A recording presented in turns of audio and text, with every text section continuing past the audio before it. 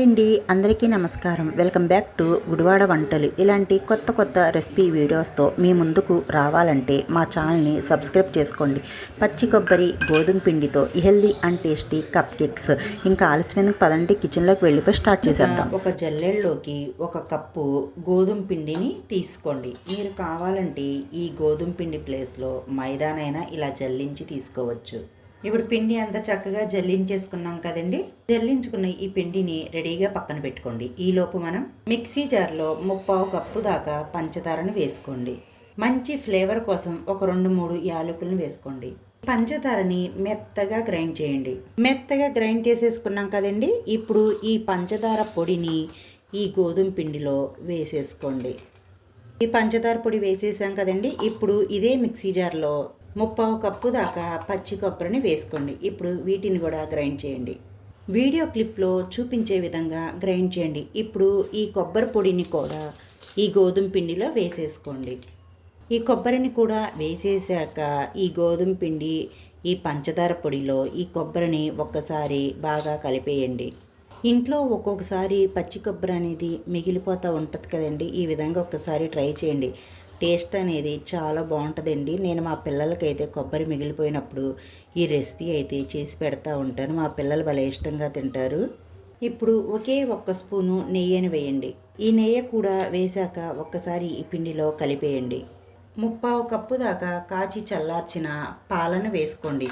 మీరు కావాలంటే ఈ పాల ప్లేస్లో నీళ్ళను వేసైనా కలుపుకోవచ్చు. కానీ మనం పిల్లల కోసం చేస్తున్నాం కదండి, కొద్దిగా పాలను వేసి ఈ విధంగా కలిపేయండి.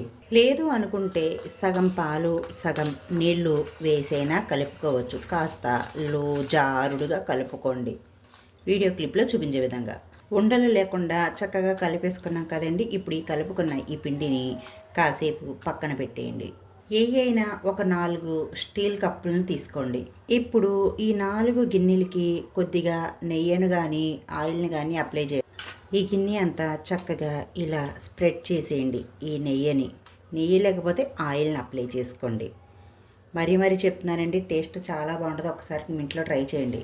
నెయ్యి అప్లై చేశాక కొద్దిగా పొడి పిండిని ఈ విధంగా వేసేసుకోండి. ఈ గిన్నె అంతా ఈ పిండిని ఈ విధంగా కోట్ చేసేసుకోండి. ఎగస్ట్రా పిండి ఉంటే తీసేసుకోండి. ఈ గిన్నెల్ని రెడీగా పక్కన పెట్టుకోండి. స్టవ్ ఆన్ చేసుకొని స్టవ్ మీద ఒక కడాయిని కానీ గిన్నెని కానీ పెట్టుకోండి. 2 గ్లాసుల దాకా నీళ్ళని వేసుకోండి. ఇప్పుడు ఈ స్టాండ్ని పెట్టేయండి. మనం ఒక 4 గిన్నెల్ని పెట్టాలి కదండి. ఈ విధంగా ఏదైనా ఒక ప్లేటుని కానీ ఈ విధంగా పెట్టేసుకోండి. మూత పెట్టేసి మీడియం మంట మీద మరిగించండి. ఈలోపు మనం 1/2 స్పూను వంట సోడా, 1/2 చెక్క నిమ్మరసం ఈ రెండింటిని వేసి ఒక్కసారి కలిపేసుకోండి. నిమ్మరసం వేసిన వీడియో క్లిప్పు మిస్ అయ్యిందండి. ఒక 1/2 చెక్క నిమ్మరసం వేసుకోండి. ఇప్పుడు చక్కగా కలిపేసుకోండి. సోడా నిమ్మరసం వేసి బాగా కలిపేసుకున్నాం కదండి. ఇప్పుడు మనం ముందుగా గోధుమ పిండి అప్లై చేసి పెట్టుకున్నాం కదండి. ఈ కప్పుల్ని తీసుకోండి. ఇప్పుడు ఈ గోధుమ పిండిని కూడా తీసుకోండి. గిన్నె నిండా కాకుండా ఒక సగం వరకు ఈ పిండిని వేయండి. మొత్తం ఇదే విధంగా వేసుకోండి.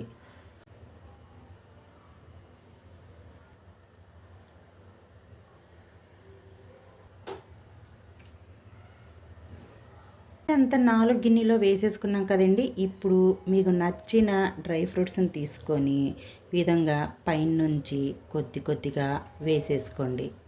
పైనుంచి డ్రై ఫ్రూట్స్ వేసేసాం కదండి. ఇప్పుడు మన నీళ్ళు కూడా మరిగిపోయాయండి. ఇప్పుడు మనం ఈ కప్పుల్ని పెట్టేసుకుందాం. ఈ విధంగా మొత్తం కప్పుల్ని పెట్టేసుకోండి. ఇప్పుడు మూత పెట్టేసి మీడియం మంట మీద ఒక 20 నుంచి ఒక 25 నిమిషాలు ఉడికించుకోండి.